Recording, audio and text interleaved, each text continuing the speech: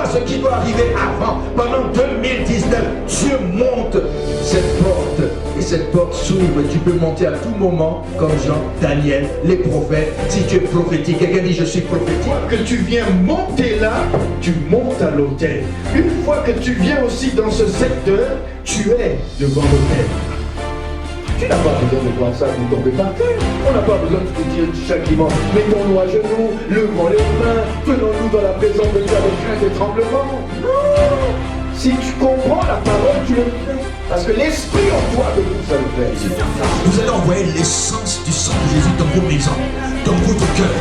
Et déteste le feu. Quand tu as mis l'essence, mais le feu, il est foutu. Alors le feu du Saint-Esprit et le sang de Jésus. Allez, le feu du Saint-Esprit. On y va, prends l'autorité.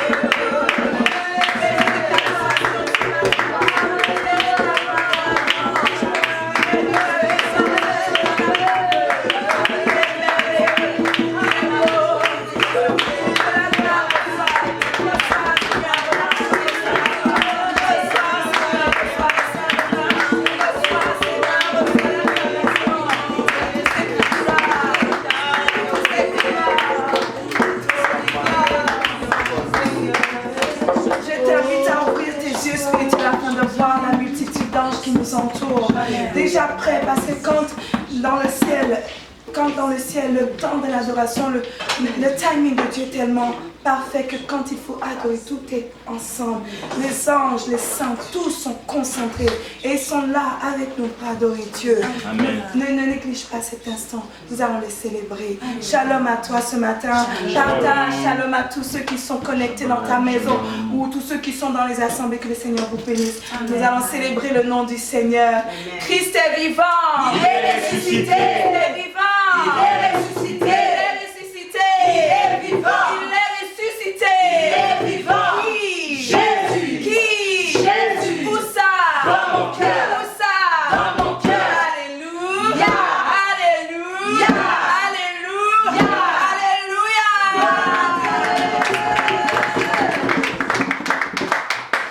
Et aujourd'hui, c'est une belle et merveilleuse journée. Chaque jour, nous commémorons et nous nous rappelons du sacrifice vivant et de la résurrection de Jésus. C'est une journée merveilleuse. It's a wonderful day. Tu vas te lever là où tu te trouves, dans ta chambre, dans le salon. Nous allons célébrer le nom de l'Éternel. Amen. It's a wonderful day. Oh yes. It's a wonderful day. It's a wonderful day. It's a wonderful day. Oh yes. It's a wonderful day. It's a wonderful day. It's a wonderful day. Oh yes. It's a wonderful day. It's a wonderful day. It's a wonderful day. Oh yes. It's a wonderful day. For me,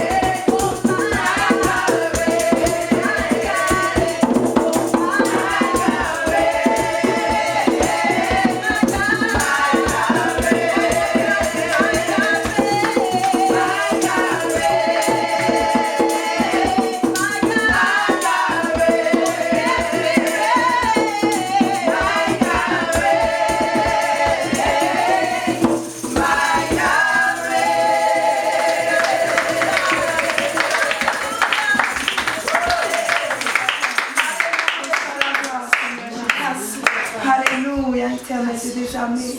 Merci, bénis le Seigneur de ce qu'il est puissant, de ce qu'il est réel. Bénis le Seigneur de ce qu'il est vivant, de ce qu'il a vécu tout ce qui était épidémie, de ce qu'il a ramené la paix dans le monde, de ce qu'il continue d'agir, de ce qu'il fait, qui te fait vivre, de ce qui te donne la paix, de ce qu'il a remporté les combats, de ce qu'il t'accorde la victoire, de ce qui en toi en lui tu es caché, de ce qui ne peut pas te laisser tomber parce qu'il brille à jamais, parce qu'il est merveilleux. Merci Seigneur, merci Seigneur, merci Seigneur. Béni l'Éternel. Nous avons une grâce d'avoir un Dieu qui combat pour nous. Nous avons une grâce d'avoir celui qui soutient nos âmes. Il est le combattant.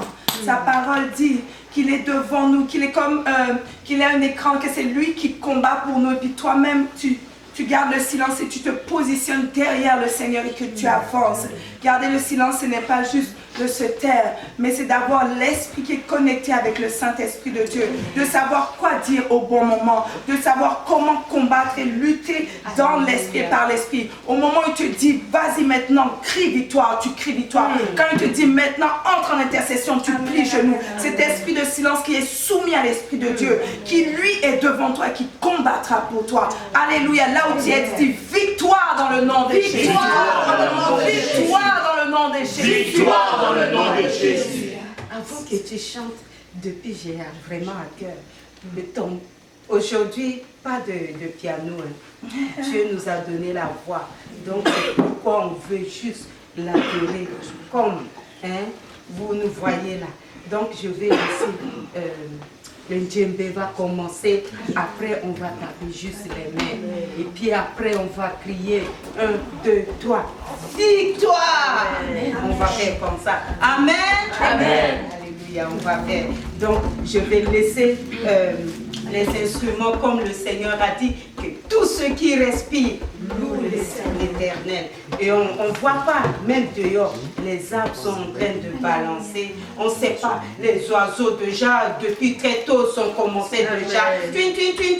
Adoration, beaucoup de choses, la mer, tout, le Seigneur, lui qui a contrôlé, lui qui est le fondateur de la terre, lui il sait. Et il a dit, si vous ne me louez pas, je peux ouvrir la bouche des pierres. Donc on ne va pas laisser la pierre. Cela montre que le Seigneur peut susciter quelque chose. Mais comme lui, il nous a créés à son image, on est à sa ressemblance. Quelle grâce! Quelle grâce! Donc tu dois adorer ton Dieu. Parce que le 7e jour, le Seigneur a dit dans sa parole, il se reposa.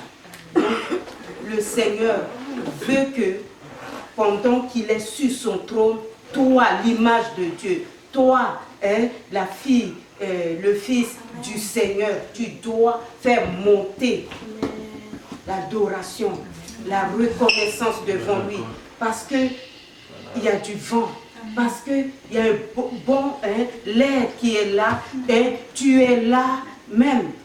Tu peux passer de moments difficiles, mais quand tu adores ton Seigneur, le Seigneur apporte la paix. Et quand tu le loues, le Seigneur agit, il règle les situations. Quand tu le loues, le Seigneur est dans la joie et il te bénisse. Alléluia! Donc c'est pourquoi je dis, on va laisser les instruments vont commencer un peu après. On commencera, toi tu peux commencer à la maison à clamer le Seigneur. Tu peux danser, personne ne va te voir. Tu joues, danse. Si tu vois que des fois, dans la maison de Dieu, tu es un peu gêné, donc chez toi, il faut que tu danses parce que des fois, juste les danses là, c'est les danses de miracle. Ces choses sont en train de se répéter. Alléluia, alléluia. Donc sois dans la joie ce matin ou ce soir pour les autres qui sont connectés avec nous. Donc vraiment on vous aime et on vous dit shalom. Vraiment on adore le Seigneur ensemble ce matin parce que notre Dieu règne, il vit. Alléluia, alléluia, alléluia. Le Seigneur est vivant. On va l'adorer. Allez, djembé.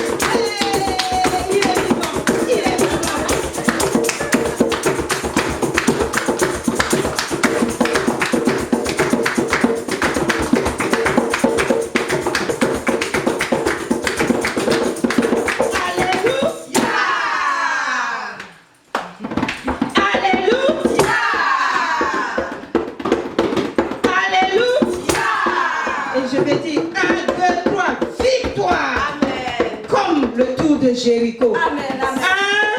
1, 2, 3.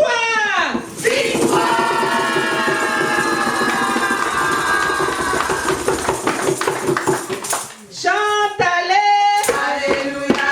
Alléluia. Alléluia. Alléluia. Alléluia. Alléluia.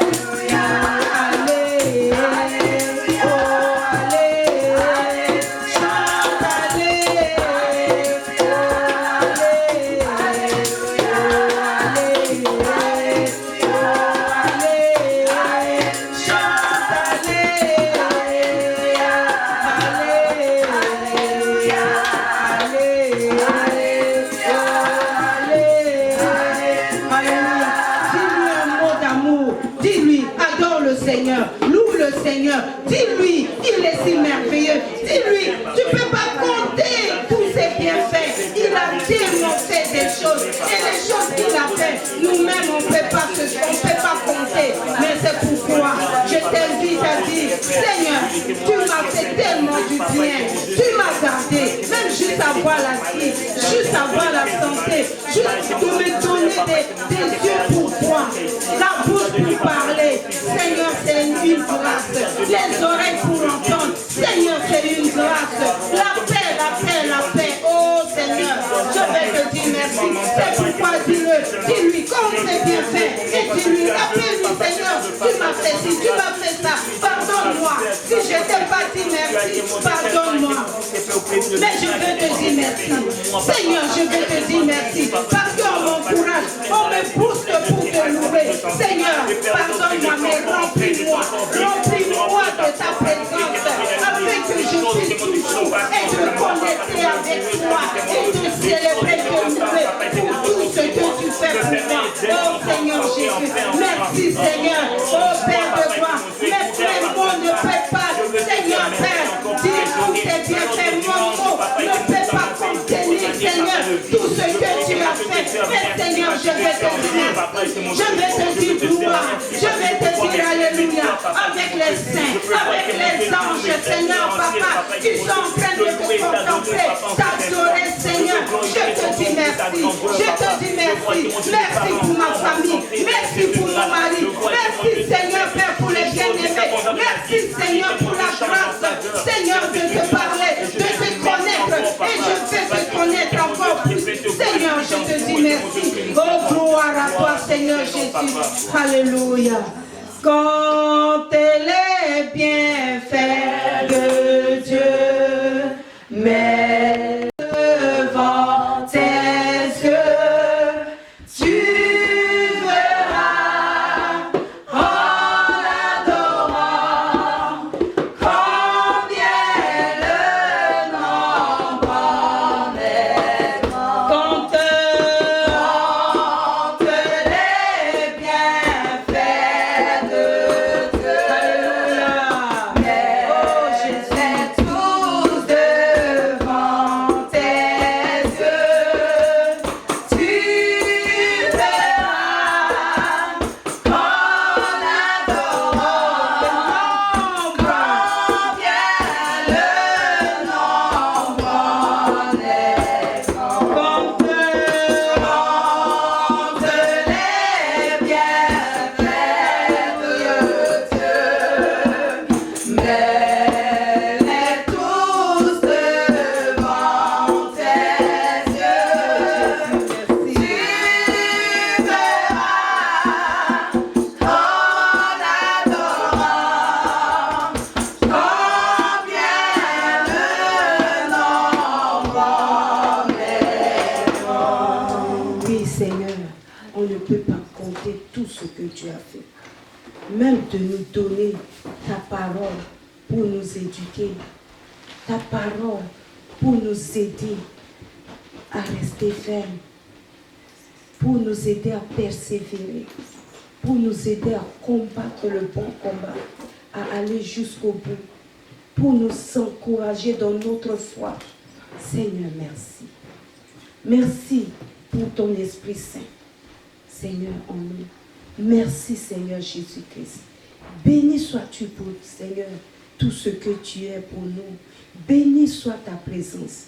Béni soit, Seigneur Père, la grâce qui descend sur nous. Béni sois-tu, ô Fils de Dieu. Nous te remercions. Nous te remercions, Seigneur, Dieu de gloire, de nous avoir donné Jésus, ton Fils. Seigneur Jésus, c'est un autre avantage que l'Esprit Saint soit là pour nous. Merci Saint-Esprit.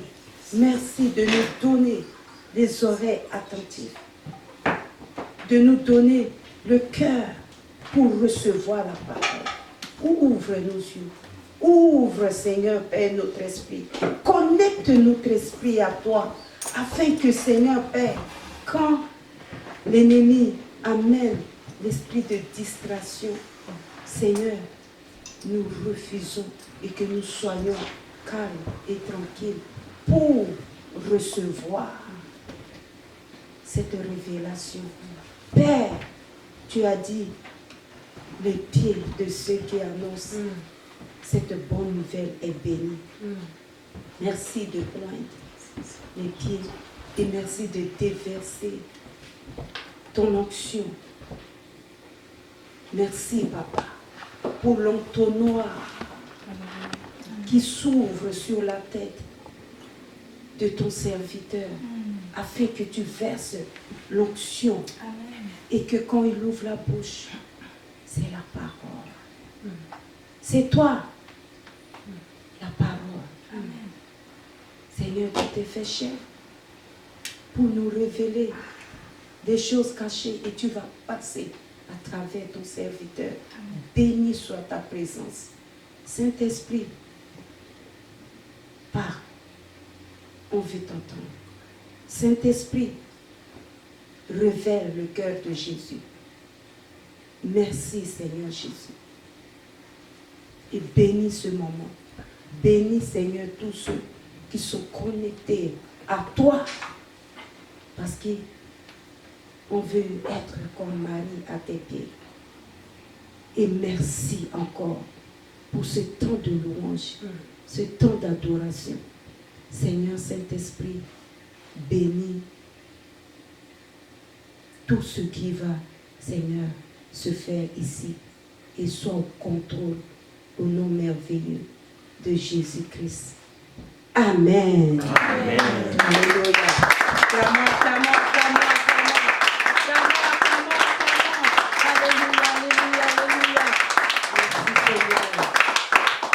Amen. On va laisser la place à l'apôtre Dondo qui va nous présenter la parole du Seigneur. Amen.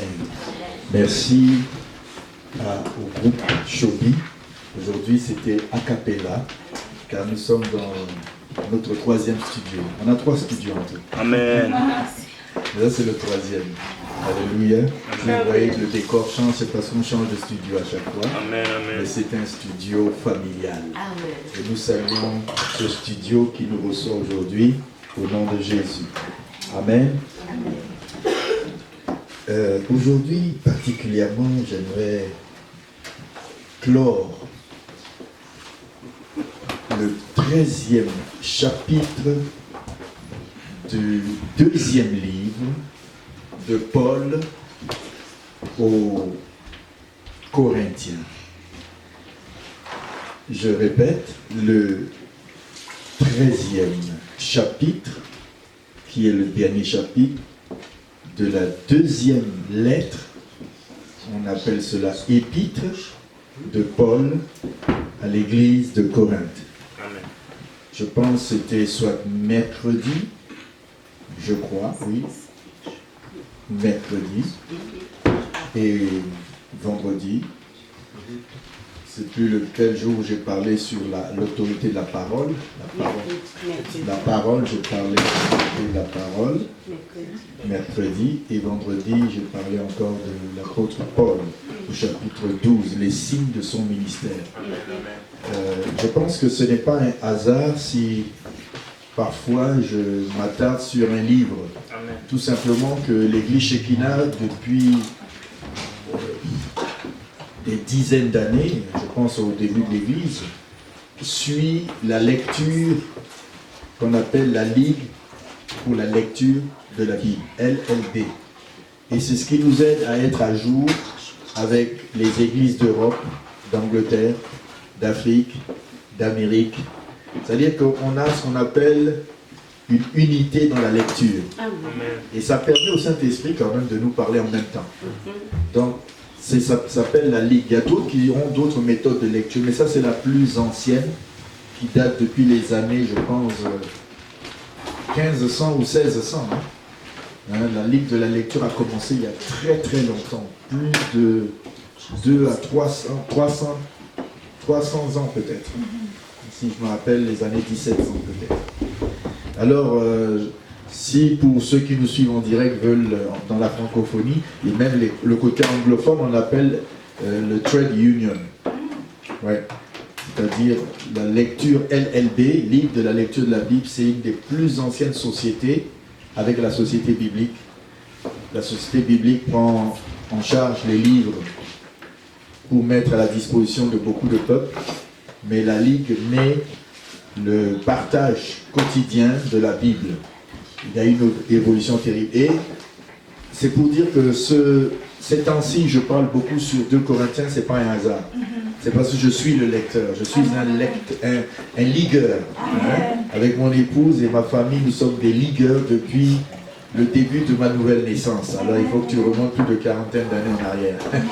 Je suis un vrai ligueur, un trade union.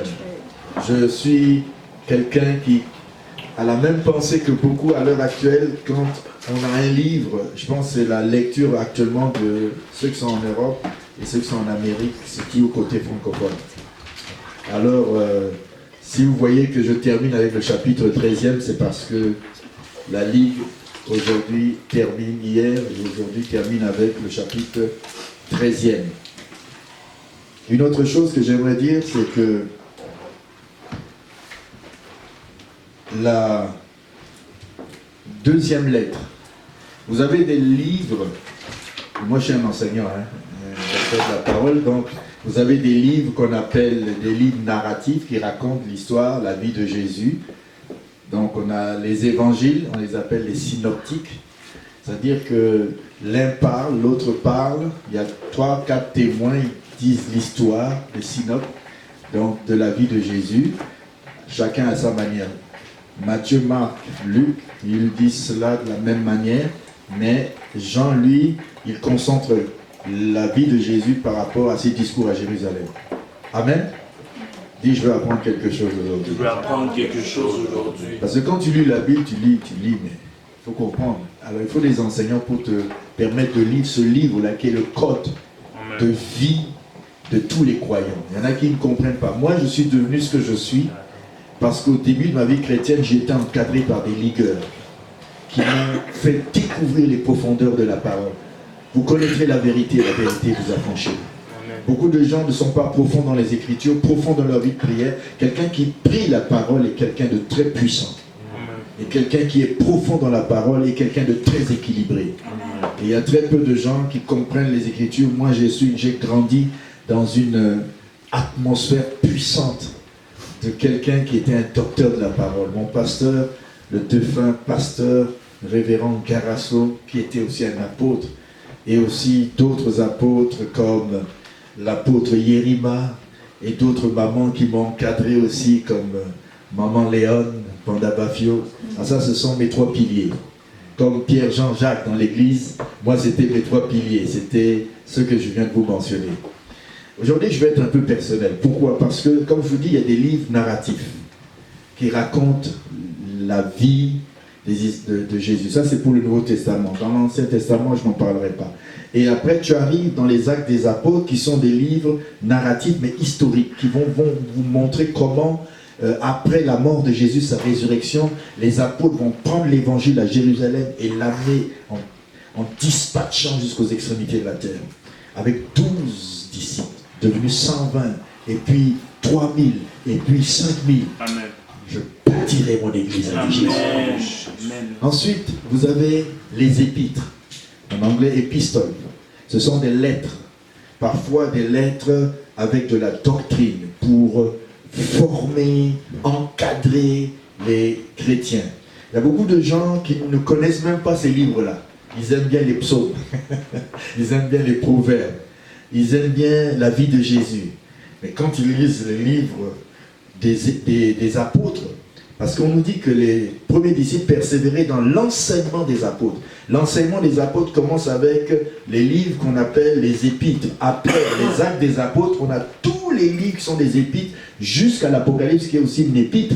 Mais c'est un livre surtout qui nous parle de la fin des temps. Lui, il est classé comme un livre qui parle des temps de la fin, donc eschatologique, c'est-à-dire des livres de la fin des temps. Amen. Et lui, il est prophétique. Jean a eu une grâce terrible. Il est un prophète de la Nouvelle Alliance qui a vu des choses comme Daniel et d'autres prophètes de l'Ancien Testament. Bon, maintenant, je reviens aux épîtres. Alors nous avons des livres historiques, narratifs, etc. Et tout ça c'est intéressant parce que tout ça, ça fait partie de la révélation. Ce sont des gens que Dieu a sélectionnés. Attention, les juifs et les rabbins, tous ces gens-là n'étaient pas des gens qui prenaient des gens au hasard. Ils ont sélectionné selon le caractère, selon l'onction, selon l'appel de ces gens-là. Et les 12 disciples ont suivi Jésus, les 12 apôtres qui ont écrit sont comme les prophètes de la Nouvelle Alliance. C'est pour ça qu'on dit que l'Église est fondée sur le fondement des apôtres et des prophètes. L'Ancien Testament est fondé sur le fondement des prophètes, avec aussi Moïse comme un prophète par excellence, avec tous ces prophètes qui ont prophétisé la venue de Jésus. Et les apôtres qui ont suivi Jésus étaient les 12 qui ont vécu avec lui, qui ont reçu de lui pendant 3 ans et demi, et ils sont devenus ces prophètes de la Nouvelle Alliance qu'on appelle apôtres. Et parce qu'ils ont reçu la révélation et ils ont été envoyés dans le monde, envoyés qui veut dire apostelos, et qui sont devenus des apôtres, des missionnaires dans le monde. Et on n'envoie pas n'importe qui dans le monde. Comme je vous ai dit, un apôtre, il a 2 caractéristiques, va nous décrire l'apôtre Paul dans 2 Corinthiens, que c'était le sujet du message de vendredi. C'est-à-dire que ces 2 caractéristiques sont ce qu'on appelle des brise-glaces. Il est un homme qui est patient dans toute épreuve, il est inébranlable, uncheckable, il est unchangeable, c'est-à-dire qu'il est debout, c'est comme un pilier, parce que la fondation des églises a été fondée sur le fondement des apôtres et des prophètes, et c'est pas n'importe qui. Amen. Et ces gens-là, tu peux essayer de les bousculer, ils vont te prêcher toujours l'évangile, et ils sont prêts à donner leur vie pour la cause de l'évangile. C'est pourquoi les apôtres, quand quelqu'un se dit apôtre, là, je vous assure, il faut qu'il attache la ceinture de ses reins. Il faut qu'il soit solide spirituellement, moralement. Il faut qu'il soit une tête dure pour la parole de Dieu et contre les attaques de Satan. Parce qu'il est en ligne de front. Il est un apôtre. Il est comment on dit, un brise-glace. C'est-à-dire que c'est un brise-glace en Amérique du Nord, on peut mieux comprendre, il défriche le chemin. Amen. Il y a des endroits où les bateaux vont se cogner, se briser, mais le brise-glace, lui, il charrie le chemin. Quelqu'un dit un apôtre. Brise-glace. Alors il faut qu'il ait des signes, des prodiges et des miracles qui accompagnent son ministère pour tailler les œuvres du diable, pour dégager avec une patience à toute épreuve. Là où ça va mal, il est encore debout. Et vous voyez l'apôtre décrire dans 2 Corinthiens 6 et 11 l'attitude de l'apôtre. Alors pourquoi je veux terminer avec 2 Corinthiens 13? Parce que j'aimerais juste vous dire que dans les questions des épîtres, qui sont des lettres aux églises, et il y a différentes églises auxquelles les apôtres ont écrit. Il y a des églises qui étaient très compliquées, des églises qui étaient très florissantes, très bénies. Entre autres, l'église de Philippe était une église qui était très bénissante, parce qu'il y a 2 églises qui ont été assez particulières à l'apôtre Paul. Alors il a écrit au moins, je pense sur combien de livres dans le Nouveau Testament, il en a écrit au moins une dizaine. Et c'est pour ça qu'il est un apôtre parmi les apôtres par excellence. Mais il n'est pas le moindre, même s'il n'a pas vu Jésus, il n'a pas marché avec Jésus. Maintenant, je reviens à 2 Corinthiens 13. Et j'aimerais vous donner une petite introduction pour ceux qui aiment bien être enseignés. Je vais vous enseigner aujourd'hui sur le dernier chapitre. Amen. Et nous sommes dans un des 2 livres. Parce qu'il y a Philippiens avec 4 chapitres. Il y a 1 Corinthiens et 2 Corinthiens. Mais 2 Corinthiens et Philippiens qui a 4 chapitres et 2 Corinthiens qui a 13 chapitres sont des lettres adressées aux églises de la Grèce. C'est-à-dire en haut, quand Paul est arrivé la première fois en Europe, il a atterri à Philippe, là où acte 16, il a chanté la nuit et les murs de la prison se sont ébranlés. Après, il est descendu dans les villes de Thessalonique et de Bérée. Et je vous ai expliqué que cette partie de la Grèce a été bâtie par Philippe, le père d'Alexandre le Grand, qui a vécu dans les périodes période qu'on appelle la période où les grands royaumes se développaient dans le monde, après les Babyloniens, Après les Mèdes et les Perses, il y a eu les Grecs, et après les Grecs, il y a eu les Romains jusqu'à nos jours. Alors maintenant, lui, Philippe, il est le père d'Alexandre, et Alexandre le Grand était un fils de celui-là qui s'appelle Philippe de la Macédoine, parce que la Macédoine, c'est la partie du nord de la Grèce. Ensuite, dans le sud de la Grèce, nous avons les villes de Corinthe et d'Athènes qui sont les plus importantes. Mais en haut, c'est Philippe, où nous avons aussi Thessalonique et nous avons Bérée. Et les chrétiens de Bérée, quand Paul prêchait, ils examinaient chaque jour les Écritures. Amen. Amen. Quand il est arrivé à Philippe, après il descendait à Thessalonique et Bérée, ensuite il est descendu à Corinthe, Athènes. Bon, vous me suivez maintenant? Amen. Si vous allez dans une carte, vous voyez la Grèce actuelle. Ouais, ben on parle souvent des Macédoniens, mais tout ça c'est des Grecs. Et ils ont une culture qu'on appelle la culture hellénistique, la culture de Hélène. C'est grâce à cette culture que vous avez les agapéo, vous avez tous les mots grecs que nous avons dans notre langage français, et aussi plus tard les Romains avec le latin. Alléluia. Amen. Quelqu'un dit apôtre, enseigne-nous. Apôtre, enseigne-nous. Bon, ça c'est une introduction. Vous me suivez, n'est-ce pas? Amen. Maintenant j'arrive à pourquoi Philippiens, qui a 4 chapitres, vous voyez vers le haut, il est passé à Philippe, donc il va écrire aux Philippiens un jour. Pourquoi dans le nord Philippiens, pourquoi vers le sud de la Grèce nous avons les Corinthiens? Dans cette partie de son histoire, c'est que Paul, lors de ses voyages missionnaires, après, il va écrire pour encourager les églises. Mais l'église de Philippe, il va trouver que c'est une bonne église. Il parle de la joie, tout cela, mais cette église avait un problème avec les chiens. Les chiens, vous allez dire, c'est qui les chiens? Les chiens sont, je vous l'ai dit, c'est dans un enseignement, quand je dis je cours, c'est-à-dire que ce sont des faux ouvriers. Des chiens, et il avait des faux ouvriers, et ce sont des gens qui étaient des ennemis de l'évangile. Et il y avait des faux frères. Bon, maintenant, il a encouragé cette église, et cette église est la seule à avoir un rapport d'une intimité. Alors, il y a des lettres où il va envoyer de la doctrine, des enseignements. Mais il y a des lettres où Paul est obligé de parler de lui-même. Amen. C'est des lettres, j'appelle cela des lettres qui n'ont pas de doctrine et d'enseignement dedans, mais il va en quelque sorte exprimer les sentiments personnels. Il y en a une lettre où il écrit à une seule personne, c'est Timothée. Une autre, il écrit à Philémon. Donc, ce sont des lettres un peu personnelles, mais celle-là, parmi toutes les lettres du Nouveau Testament, 2 Corinthiens ne contient pas de doctrine, Philippiens ne contient pas de doctrine. Et Paul va montrer son cœur. Quand vous voyez un serviteur de Dieu vous parler de certaines choses qui le touchent par rapport à son ministère, certains vont dire il se plaint. Il ne se plaint pas. Quand il défend son ministère, on appelle ça dans le langage des théologiens, pour ceux certains n'ont pas compris. Moi j'ai fait au moins 10 années de théologie, donc je vais vous parler en conséquence. Donc aujourd'hui je l'aurais comme un PhD, mais je me suis arrêté là au DEA. Mais bref, ça ne veut rien dire. Mais c'est pour dire que j'ai passé presque 10 ans de ma vie dans la théologie. Amen. Et s'il faut ajouter les 1 année que j'ai passée au Nigeria. Donc, on appelle ça des lettres apologétiques. C'est-à-dire Paul se défend. Et quand il se défend, il ne se plaint pas. Vous allez voir que tous les états de son cœur, il va les développer devant l'assemblée. Et vous allez voir cette lettre-là, la deuxième, elle est dure, la deuxième lettre de Paul aux Corinthiens. C'est une des lettres les plus dures, on va dire, waouh, Paul, il parle comme ça, et on dirait qu'il n'a pas de cœur. Non, il est en train de parler à des ennemis de l'évangile.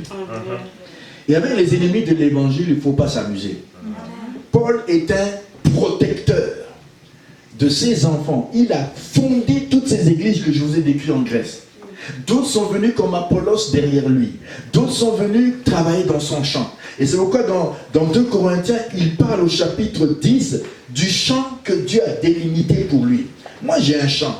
J'ai un champ dans le monde. J'ai été à des endroits où les églises ont été bâties, fondées. Mais il y a des églises comme celle de Shekinah, c'est l'apôtre Dondon, avec son équipe qui est avant tout son épouse, ses enfants, et tous ceux qu'il a formés, qui ont fondé cette église. Donc je suis le père fondateur de l'église Shekinah. Amen. Est-ce que quelqu'un m'entend? Il y a des endroits où tu peux être pasteur et tu as fondé l'église. Mais il y a, normalement, quand c'est un apôtre, lui, il a l'étiquette de les 5 ministères. Donc, il fonde une église, il forme des gens qu'il met dans l'œuvre. Donc, avec ce ministère, nous avons rayonné jusqu'à Toronto, Montréal, Granby, même jusqu'en République Dominicaine, jusqu'à Connecticut. Et à part ça, j'ai été aussi assistant des églises pour les faire grandir, parce qu'un apôtre, il plante une église ou il arrose les églises. Amen. Est-ce que vous me suivez jusque-là? Mais quand il doit maintenant, à distance, enseigner, ces jours-ci, pendant 1 mois, j'ai enseigné à distance. Hein, sur en ligne, j'ai enseigné à distance. Ça, c'est un peu comme écrire une lettre aussi. Tu ne peux pas être là-bas à cause des conjonctures actuelles. Alors, j'ai enseigné pendant 1 mois, chaque mardi, dans l'église de un des bien-aimés que j'aime et j'apprécie beaucoup, qui est dans la gloire aujourd'hui, le pasteur Xavier Foster. J'ai soutenu par l'enseignement en encourageant une église et je suis content de là où ils sont rendus aujourd'hui. Amen.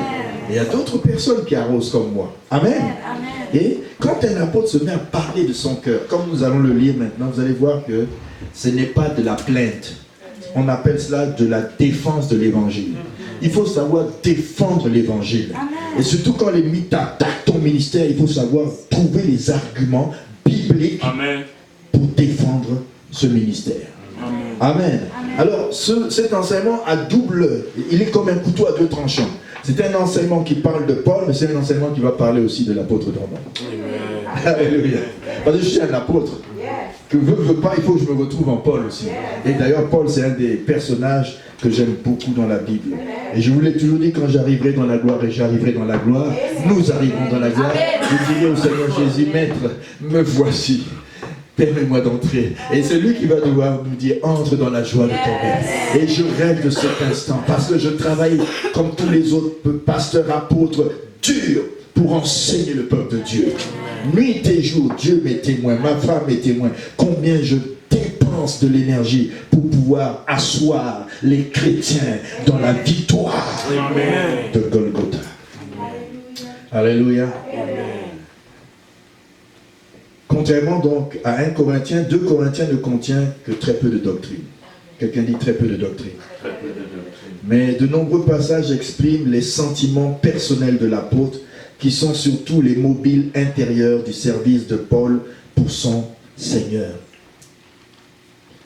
Et nous avons, par exemple, 2 Corinthiens 1, verset 12. Allons dans 2 Corinthiens 1, verset 12. Nous sommes dans la doctrine aujourd'hui. Amen. Hein? Alléluia. Amen. Alors vous êtes enseignés, vous avez intérêt à prendre... l'apôtre nous enseigne aujourd'hui, je prends un crayon, parce que là, c'est bon. Avant, c'était des exhortations, des messages pour nous booster, mais là, il faut comprendre le but des épîtres. Alors 2 Corinthiens 1, au verset... Qui peut nous lire chapitre 1, verset 12. 2 Corinthiens 1, verset 12. En effet, voici notre sujet de fierté et le témoignage de notre conscience. Voici le sujet de... Continuez un peu. Nous nous sommes conduits dans le monde, et plus particulièrement vis-à-vis de vous, avec la sincérité et la pureté qui viennent de Dieu. Non pas avec une sagesse humaine, mais avec la grâce de Dieu. Amen. Et continuez un peu. Nous ne vous écrivons rien d'autre que ce que vous lisez et comprenez. Et j'espère que vous comprendrez complètement. Amen. C'est 2 Corinthiens donc, chapitre 1. 2 Corinthiens, pardon, chapitre 2. Chapitre 2, pardon, chapitre 2. Verset 1. 2 Corinthiens. Chapitre 2, verset 1.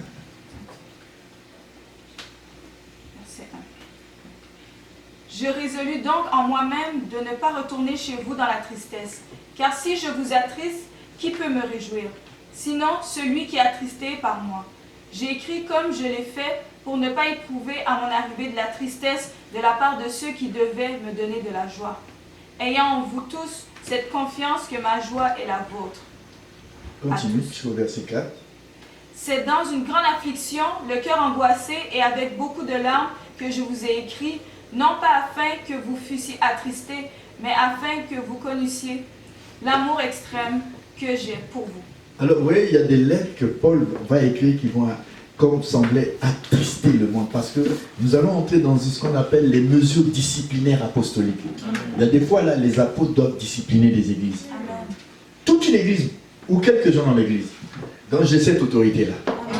De discipliner toute une église. Vous comprenez la fin de cet enseignement. Amen.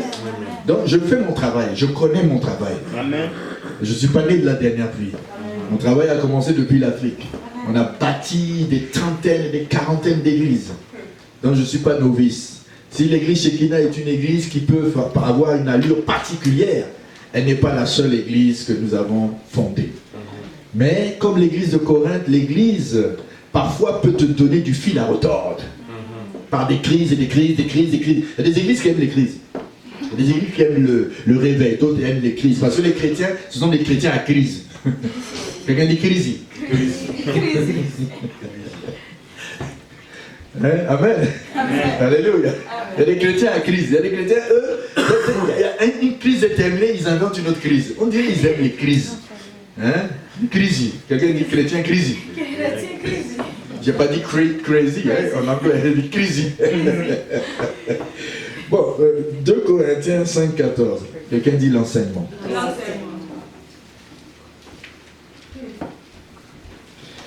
5, verset 14. Toujours notre enseignante. On va rester entre enseignants, comme ça tu vas... 2 Corinthiens 5, 14. Car l'amour de Christ nous presse, parce que nous estimons que si un seul est mort pour tous, tous donc sont morts. Voilà. Oui.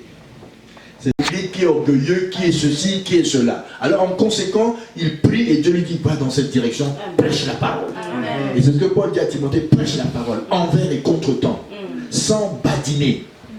C'est pourquoi l'œuvre de la prédication qui a été confiée aux apôtres n'est pas une tâche facile. Et je vous dis, j'approche la quarantaine dans le ministère, la quarantaine d'années, et je vous dis, ayant traversé avec mon épouse l'Afrique centrale, ayant traversé l'Europe, ayant traversé l'Amérique, j'ai traversé la Guyane, traversé avec elle les Antilles. Wow, écoutez, on n'est pas né de la dernière pluie. Et je pense qu'en quelques petites 4 décennies, on a appris beaucoup de choses. Mais si parfois on arrive à certains endroits patauger comme dans le beurre avec certaines églises, ça ne veut pas dire qu'on est incapable. Ça veut dire que l'église, comme à l'église de Corinthe, donne du fil à retordre. Quelqu'un dit donne du fil à retordre. J'entre dans le sujet. Vous voulez que j'entre dans le sujet maintenant? Amen. Mon titre c'est examinez-vous vous-même. Dites avec moi, examinez-vous vous-même. Ou encore, jugez-vous vous-même. Pour savoir si vous êtes dans la foi. 2 Corinthiens 13. Verset 1. Je vais chez vous pour la 3e fois. Dites avec moi la 3e fois. Toute affaire se réglera sur la déclaration de 2 ou de 3 témoins. C'est un principe biblique depuis Deutéronome. Voici, il y a des problèmes dans l'église de Corinthe. Lorsque j'étais présent pour la 2e fois, j'ai déjà dit, et aujourd'hui que je suis absent, je dis encore d'avance, à ceux qui ont péché précédemment et à tous les autres, que si je retourne chez vous, donc pour la 3e fois, je fais une pause là. Si je retourne chez vous, alors comprenez bien, Paul est arrivé à Philippe, a descendu jusqu'à Corinthe. Lors du 2e voyage missionnaire qui a commencé à partir de Acte 15, où il a eu un malentendu avec Barnabas. Premier voyage, il est avec Barnabas. Acte 13, jusqu'à, il revient, acte 15, il repart. 2e voyage, il est reparti. Il y a un problème entre lui parce que Barnabas de prendre Jean-Marc, il les a plaqués en route, il les a abandonnés, comme Démas, il les avait abandonnés un jour aussi, mais Jean-Marc va un jour revenir dans le ministère de Paul. Donc ils ont un petit malentendu, un grand malentendu se sépare. Alors Barnabas prend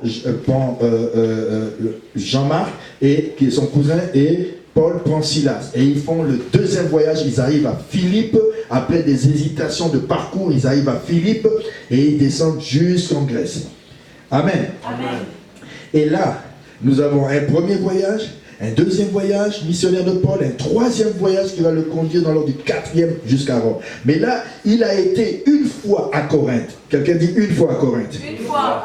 La deuxième fois, il veut aller à Corinthe. Il arrive à Corinthe, il se dit, je ne veux pas voir les chrétiens de Corinthe parce que eux là, ils ne sont pas prêts à nous recevoir. Il y a trop de problèmes, je ne vais pas. Alors il passe outre. Mais il arrive à Corinthe, mais il ne les voit pas. Mais c'est pour ça qu'il dit ici, lorsque j'étais présent à Corinthe pour la seconde fois. Mais il n'a pas voulu les voir. La première fois, il les a vus. Il a fondé. La deuxième fois, il arrive à Corinthe, mais c'est comme tu arrives à Sherbrooke, tu restes à la gare, tu continues. C'est ça que Paul a fait. Il dit non, les gens là, non, ils me cassent trop la tête. Alléluia. J'ai pas le temps de m'arrêter chez eux, j'ai d'autres affaires à voir dans les églises. Amen. Amen. Parce que quand tu arrives dans les églises, là, il faut que tu attaches tes ceintures. Amen. Et si tu n'es pas apôtre là, tu vas pleurer. Et je vous dis une chose, ne donnez pas votre vie pour les églises. Jésus est déjà mort pour les églises. Si vous voulez donner votre vie pour une église, vous allez mourir du burn-out. Moi, je vous dis ça, en 40 ans de ministère, je n'ai pas eu le burn-out. Heureusement, j'avais ma femme qui me consolait tous les jours. Amen. Et le Saint-Esprit. Amen. C'est pas évident, hein. Sinon, il y a des gens, ils ont les cheveux blancs, comme Obama, en moins de temps. Il est plus jeune que moi. Hein? Moi, j'essaie de garder mes cheveux noirs. Pourtant, lui gère les nations du monde. Moi, je gère les églises de Dieu. Ranganda Bachede. Amen. Quelqu'un dit prêche, apôtre. Prêche, apôtre. Donc, la deuxième fois, il arrive à Corinthe, il passe. Donc maintenant, il écrit la deuxième lettre aux Corinthiens, il veut passer une troisième fois. C'est là il prépare les gens de Corinthe, il dit, ah vous avez depuis une année, vous avez dit, nous allons faire des offrandes à l'église de Jérusalem. 1 an, 1 mois, 2 mois, 3 mois, 4 mois, 5 mois, 6 mois, 7 mois. Combien en caisse? 10 $. 4 mois, 5 mois, 6 mois, 7 mois. Et il arrive au 12e mois. Et là, votre offrande est prête? Il se gratte la tête. Quelqu'un dit, ils se grattent la tête. Ils ont fait une promesse pendant 1 an. Et ils étaient les premiers à initier. Hein. On va faire quelque chose pour la République dominicaine. Il y a trop d'orphelins là-bas. Je suis le premier à m'engager. Et l'autre dit, moi, deuxième à m'engager. Toute l'église, tu les vois, bon, donnez. Ah, il vous sera donné. Non, je n'ai pas à donner. Et pendant toute une année, ils n'ont rien fait. Mais les églises qui sont où? À Corinthe. Vers le sud, les églises du nord de la Macédoine, eux, ils ont entendu. Quelqu'un dit, ils ont entendu. Tout de suite, ils ont commencé à mettre de côté. Et ils se sont dit, nous, on se donne nous-mêmes. Hein? On se donne nous-mêmes. À Dieu, et même Paul, si tu as besoin de nous, on va t'accompagner. Mais les autres, là, n'ont rien donné. Mais eux, ils ont mis déjà de côté. Et Paul, il commence à faire l'éloge des Corinthiens. Vous savez, les Corinthiens, ils ont initié l'affaire. Hein? Ils ont les dons spirituels, ils ont tout. Mais Paul était ironique. Ils n'ont pas l'affaire de donner là, ils n'ont pas ça. Mais quand même, je veux dire qu'ils ont été les premiers. Et pour ne pas aller lui-même, pour ne pas avoir, on dit, je vous envoie des frères qui sont hautement considérés dans leur dignité, dans leur intégrité. Recevez-les et ne me donnez pas honte quand je vais arriver. Combien vous avez récolté en une année? 20 $.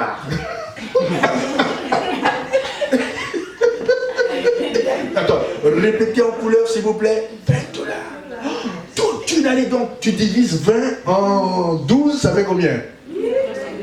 Les administrateurs, les calculateurs, les calculateurs. 20 $ en 12.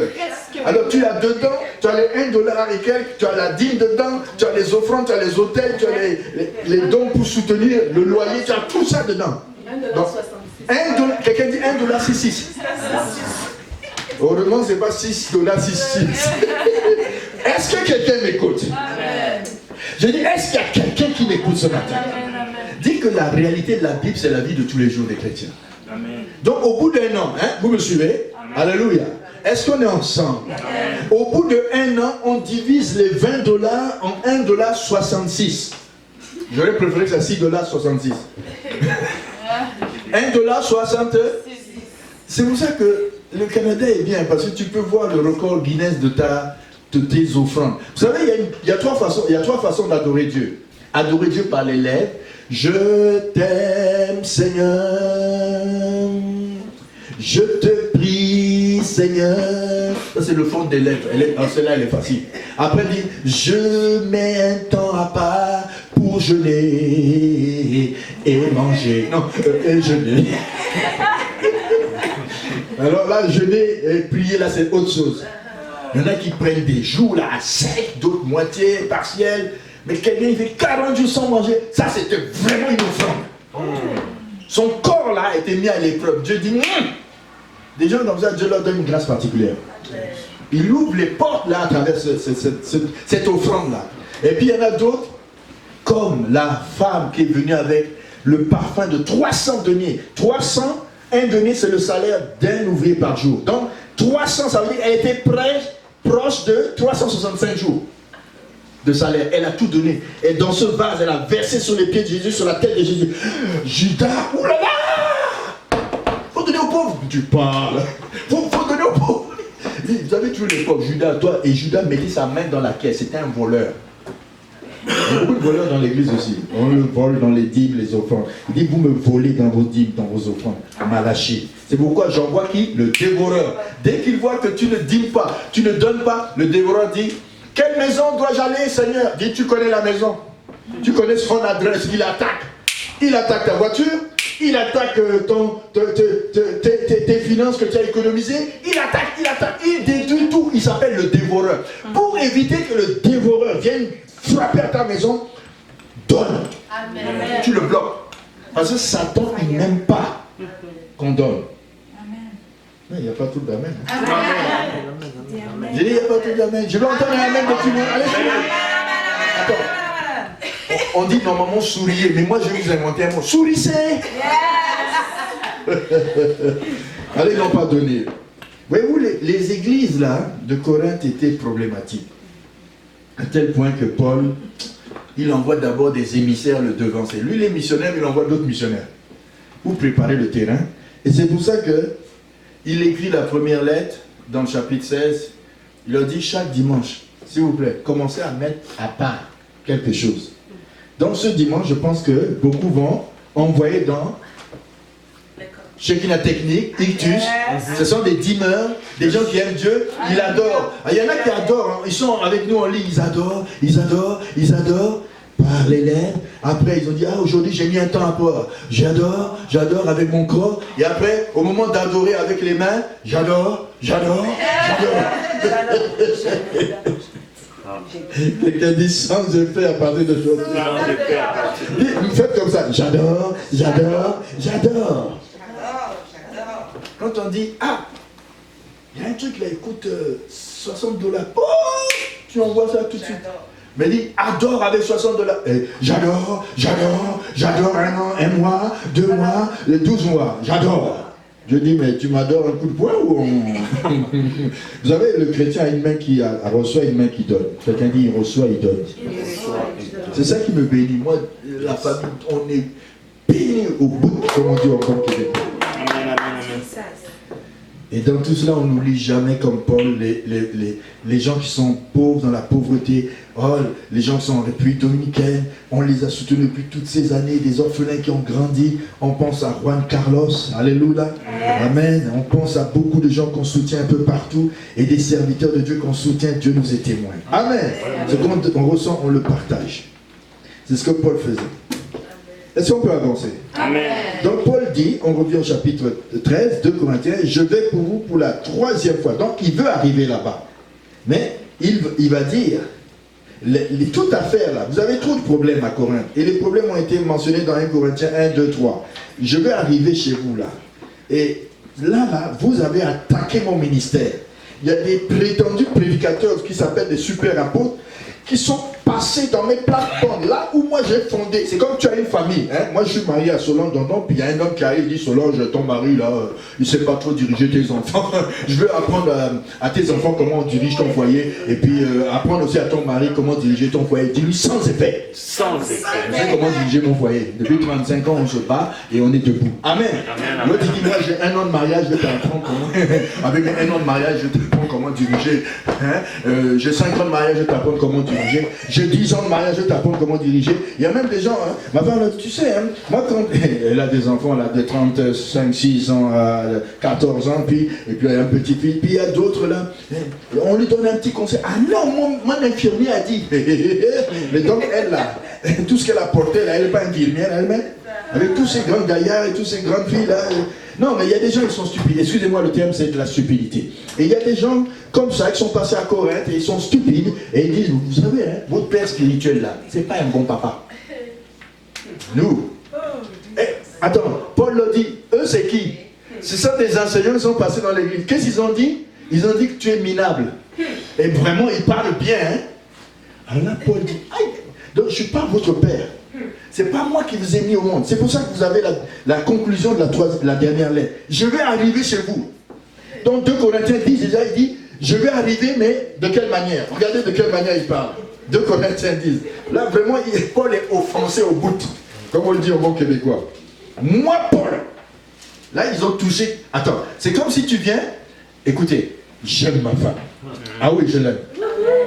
Même si je ne suis pas parfait. Et je mets ma main comme ça, quelqu'un dit, enlève ta main, c'est moi qui dois mettre.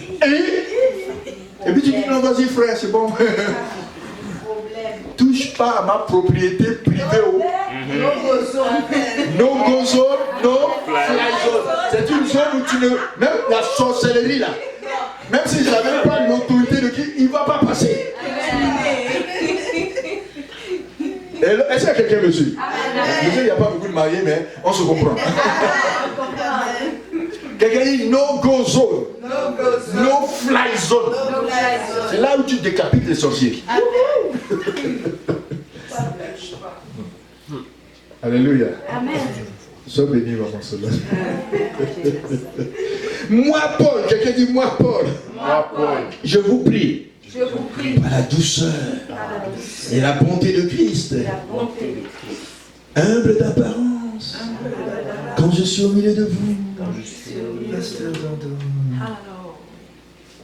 Et plein de hardiesse. Quand il s'agit des choses sérieuses. Amen. Même si je suis à distance. Amen. Le diable a touché à mes plates-bandes là. C'est comment il s'appelle ce prédicateur qui est passé dans l'église là? Comment il s'appelle ce fils spirituel qui essaie de monter la tête là?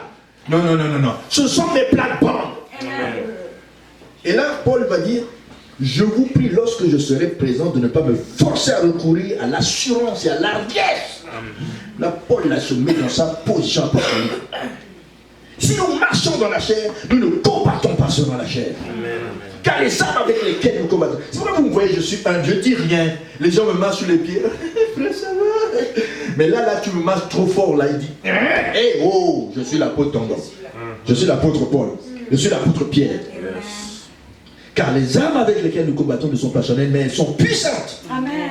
Nous renversons les raisonnements. Dans la tête des gens, il y a trop de faux raisonnements. Il y a trop d'incrédulité. C'est pourquoi Paul dit, je prends la matière, je renverse les raisonnements. Je prends le refait, je juge.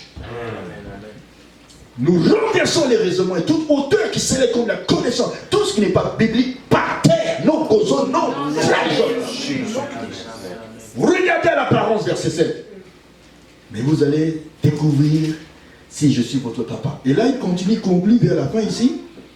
Lorsque, 2 Corinthiens 13, si je retournerai chez vous, je n'userai d'aucun ménagement. Verset 3. Puisque vous cherchez une preuve, comme il a décrit dans le chapitre 12, que Christ parle en moi, les signes, les prodiges, et toute la patience que je vous ai décrite dans 2 Corinthiens 6 et 11, que vous avez vu dans mon ministère, tantôt trahi, tantôt ceci, tantôt cela, tantôt attaqué, tantôt dans les prisons, tantôt dans les jeunes, tantôt. Est-ce que vous êtes passé par là? Non.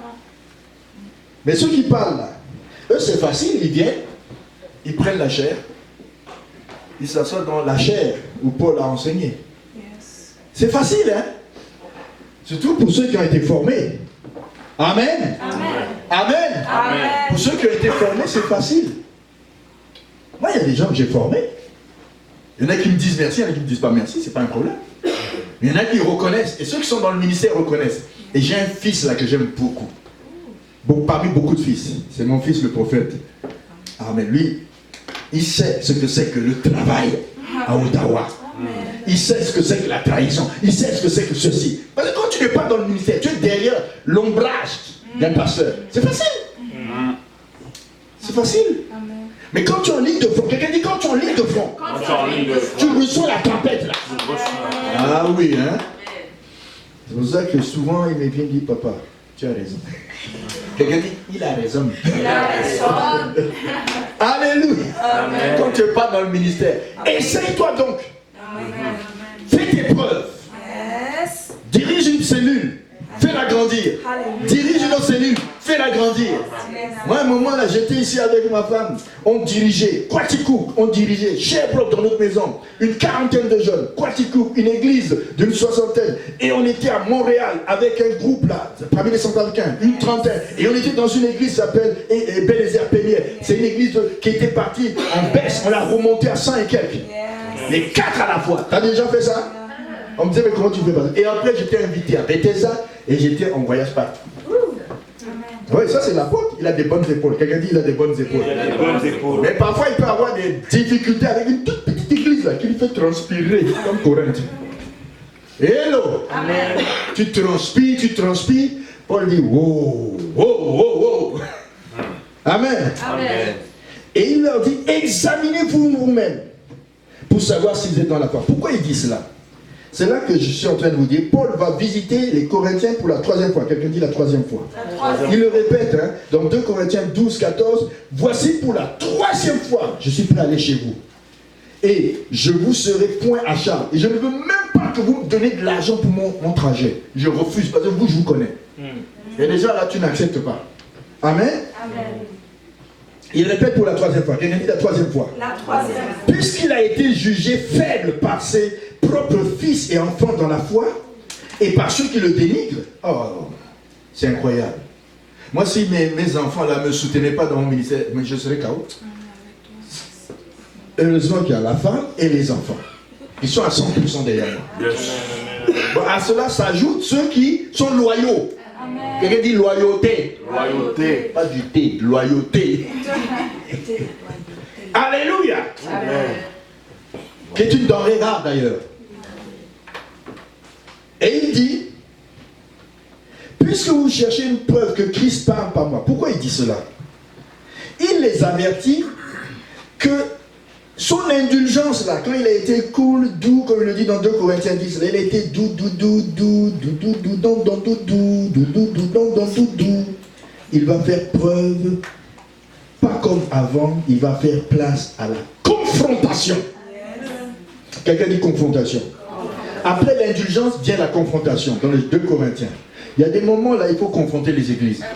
Je dis, hein, il y a des moments, il faut que tu confrontes l'église.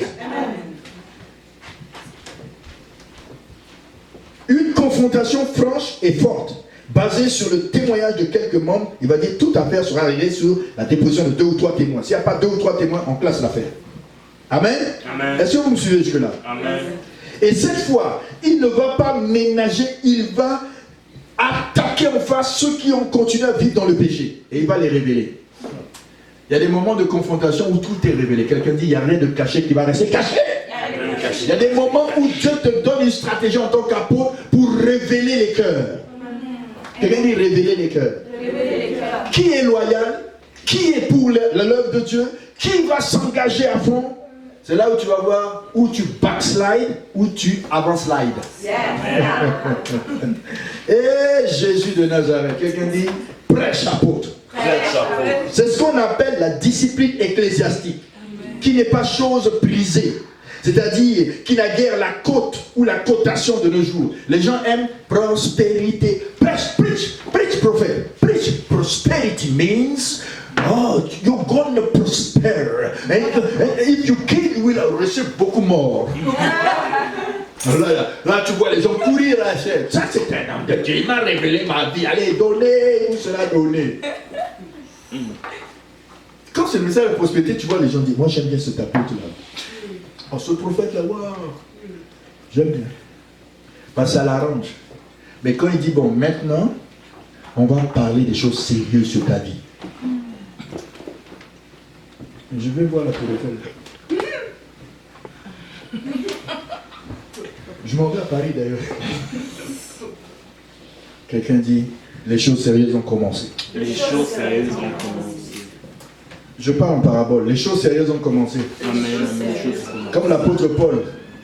On pensait qu'il était en train de piéger l'église. Il ne piège pas l'église, il est en train de confronter l'église. Et c'est pour ça que dans ce message, il va parler beaucoup de ministères, de services, d'administration, de consolation, de consoler. Ça revient beaucoup. Et au verset 1 et au verset 2, il en finit avec le sujet de son ministère dans le 13e chapitre. Quelqu'un le 13e chapitre. Il va clore là, avec les oppositions. Là. Il en a tellement parlé dans 12 chapitres. 13e. Donc, et il va dire, regardez bien le verset 5, et j'aimerais attirer votre attention. C'est très important le verset 5. Examinez-vous vous-même pour savoir si vous êtes dans la foi. Éprouvez-vous vous-même. Elle dit, ah, ça c'est le moment de la Sainte Seine. Examinons-nous. C'est pas de la Sainte Seine qui parle ici. Quelqu'un dit, examinez-vous vous-même. Examinez-vous vous-même. Répétez maintenant pour vous-même. Examinons-nous nous-mêmes ce dimanche. Pour voir si on est dans la foi. Pour voir si on est dans la foi. Attends, je pose la question. Est-ce que vous êtes vraiment dans la foi? Est-ce que vous êtes sauvés? Yes. Moi, la plupart des gens dans ma famille sont sauvés par mon ministère, donc c'est correct. Amen, amen, merci. Ma femme a été sauvée avant, mais elle est venue, elle s'est affermie dans mon ministère. Formée dans mon ministère. Mon genre a été sauvé dans mon ministère. Amen. Il s'est marié dans mon ministère. Amen. Amen. Amen, amen, Toi aussi? Sauvé dans mon ministère, non? Ah. amen, amen, amen. Alléluia. Amen. Toi, c'est comment? Sauvé aussi? Baptisé? J'en ai baptisé beaucoup, non? Donc maintenant, si on me dit, c'est un faux apôtre, donc vous tous, vous êtes des faux. Parce que vous aurez été sauvés, baptisés par le biais d'un ministère qui est faux. C'est ça qu'il est en train de dire. Examinez-vous vous-même. Amen. Quelqu'un dit, j'ai compris. J'ai compris. Est-ce qu'il y a des gens qui me suivent, qui savent qu'ils ont été formés par l'apôtre longtemps? Amen, amen, Est-ce amen, qu'ils ont appris les ABC du ministère? Comment Amen. prêcher? Comment ceci? Comment cela? Et aujourd'hui, ils sont devenus quelqu'un et maintenant ils disent, comme l'autre qui dit, tchou, tchou.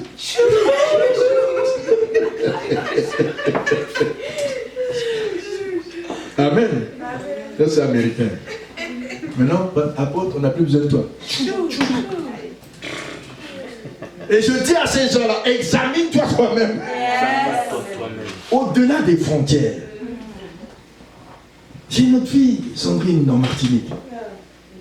Elle est venue à l'église du Pasteur Xavier. C'est moi qui l'ai baptisée. Je lui ai dit, tu as quel âge? Elle m'a dit, tel âge. Je lui ai dit, tu as le même âge que ma fille aînée. Désormais, je te baptise ma fille. Amen. Et après, je l'ai présenté à maman. Maman l'a aidée. Et aujourd'hui, il y a Sandrine et Sandrine.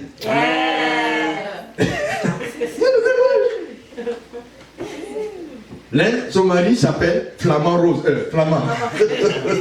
L'autre s'appelle Grégory. Mais l'autre aussi a un nom, Fleurville. Vous êtes dans la nature, hein? Alléluia. Acclame Jésus, toi qui me suis.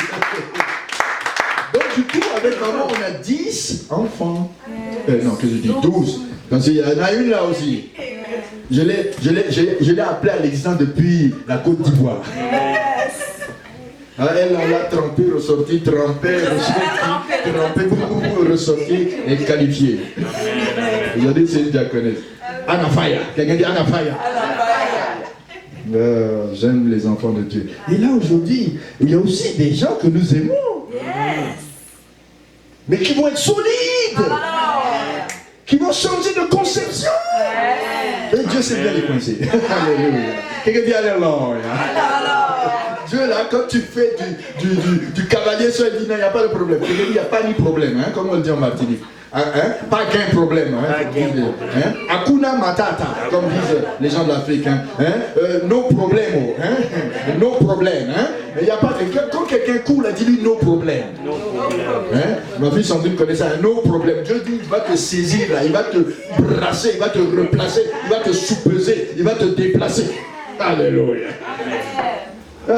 Jesus. Amen, On va s'amuser avec lui. Quand du coup, là, dit, dit, vas-y, tu prépares ton témoignage.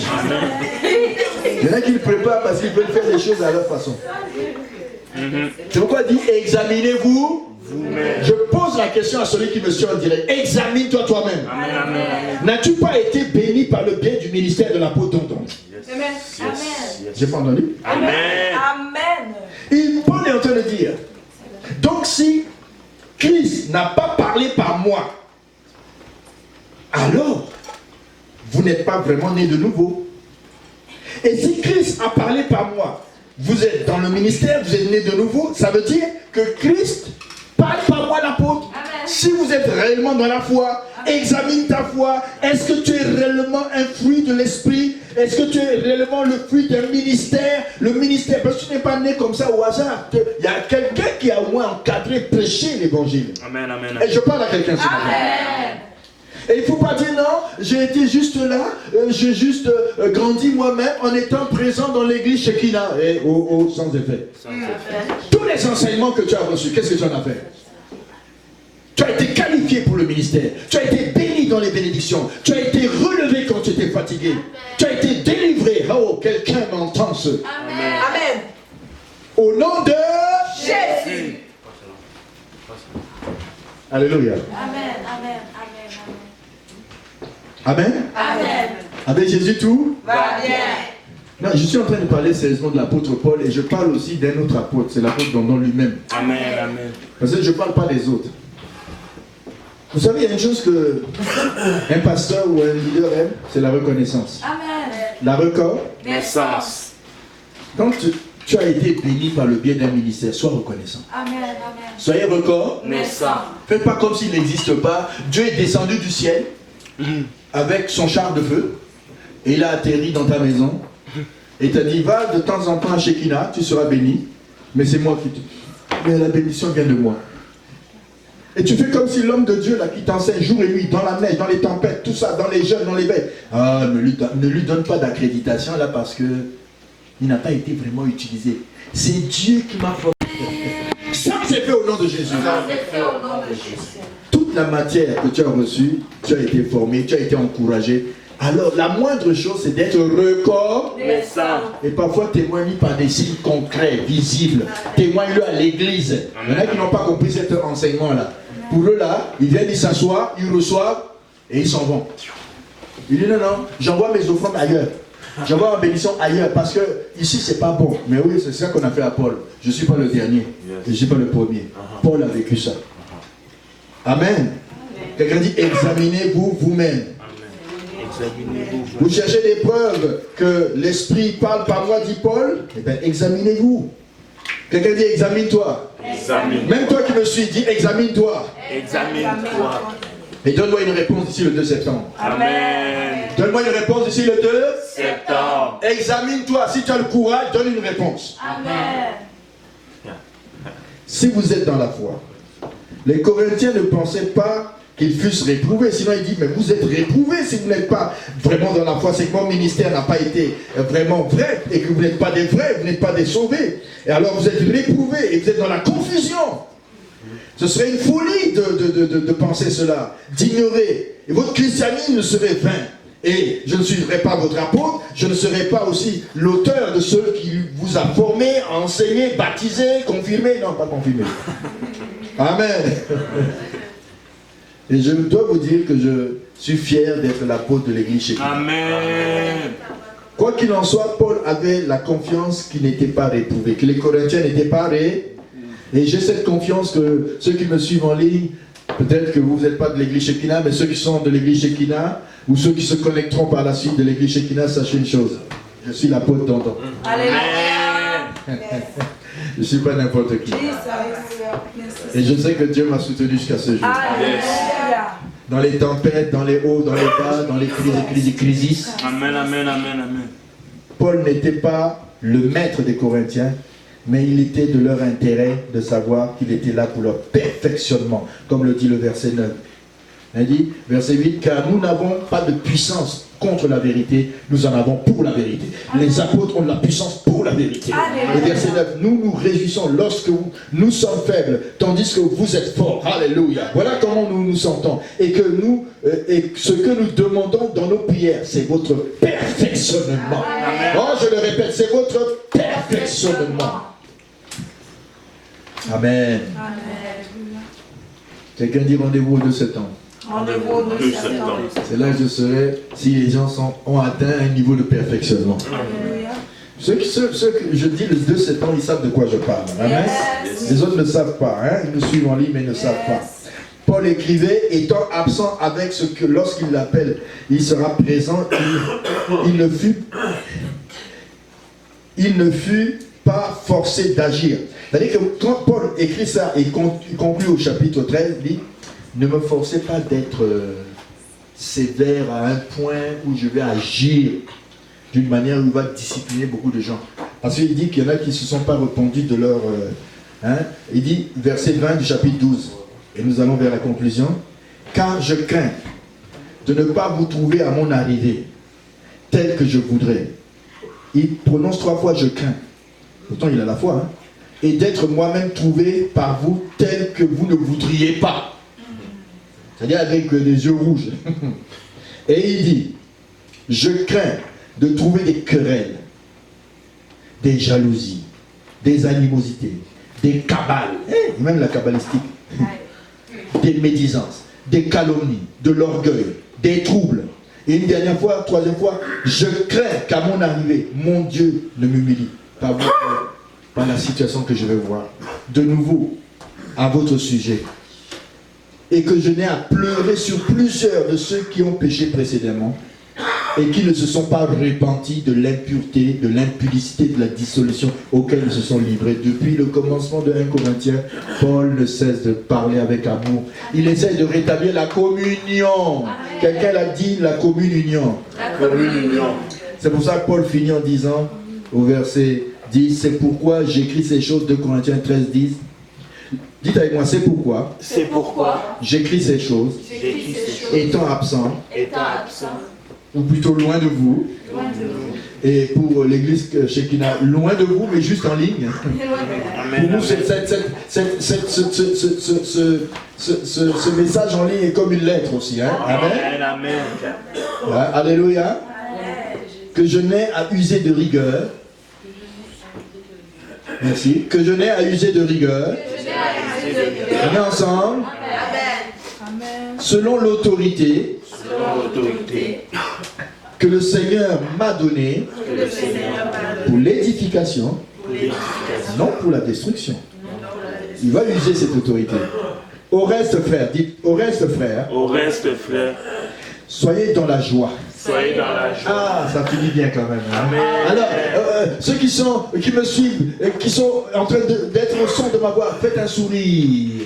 Envoyez des sourires, des love. Envoyez des pouces aussi. Dites avec moi, au reste, frère, au reste, sœur, soyez dans la joie. Perfectionnez-vous. Consolez-vous. Ayez un même sentiment. Vivez en paix. Et le Dieu d'amour et de paix sera avec vous. Saluez-vous. On n'a pas fini. Saluez-vous les uns les autres par un saint baiser. Bien, on va faire un saint baiser.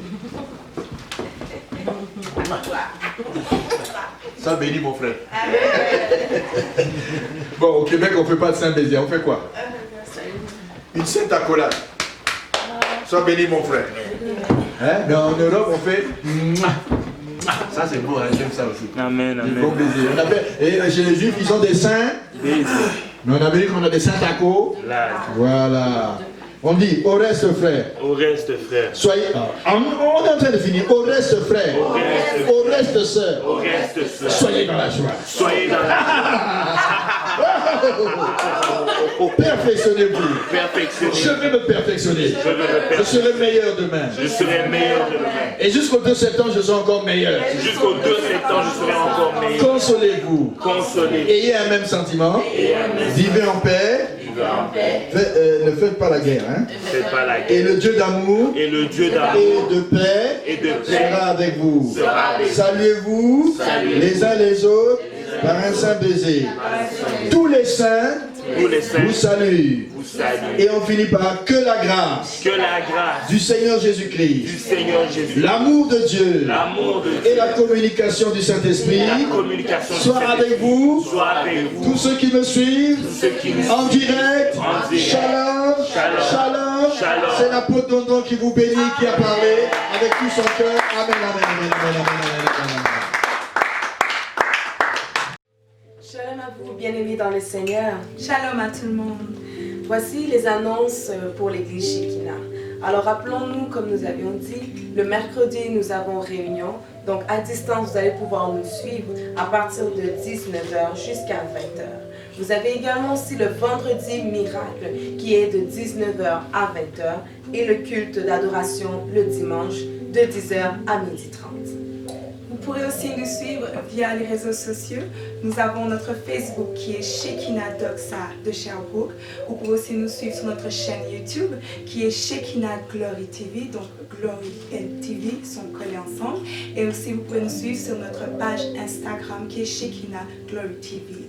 Pour tous ceux qui sont membres de l'église et qui sont affiliés, vous pouvez aussi faire vos dîmes et vos offrandes au travers du mail qui est ictus4@hotmail.com et acheminer pour pouvoir encourager, continuer à soutenir l'église. Et pour tous ceux qui sont en dehors et qui chercheraient, qui souhaiteraient faire un don pour encourager et booster le corps du Christ, vous pouvez le faire via PayPal et vous faire acheminer votre offrande ou votre don pour soutenir l'église. Sinon, que le Seigneur vous bénisse abondamment. Demeurez dans la grâce de Dieu.